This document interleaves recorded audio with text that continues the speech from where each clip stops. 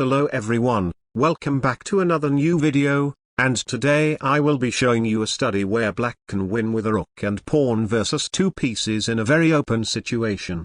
In the following position, it seems that the game will quickly end in a draw because black's single-passed pawn hasn't really advanced anywhere, and once the knights on h6 and g1 connect with each other, white won't be in any danger of losing.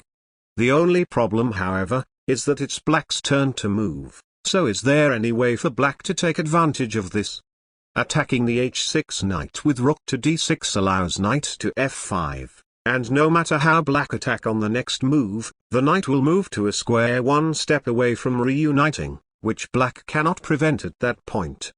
Giving a check on the first move is a good try, but white has the accurate response king to c3, and now rook to f4, trying to prevent the knight on h6 from reaching the f-file, allows knight to e2 rook to f6 knight to g4, when white's king is just in time to save the two knights from black's rook. It is very easy to play one of those moves, and accept that this position is just a draw after the game has ended, but if you have time, and manage to see those two lines in your head, the solution has already presented itself to you. Black must immediately prevent knight to f7 or f5 with the brilliant move rook to f8 on the first move, threatening rook to f6. This will force the knights to line up on the g-file for black to win one of them with a nasty rook fork. Since knight to h3 allows rook to h8, winning one of the knights with a clean skewer, white plays knight to e2.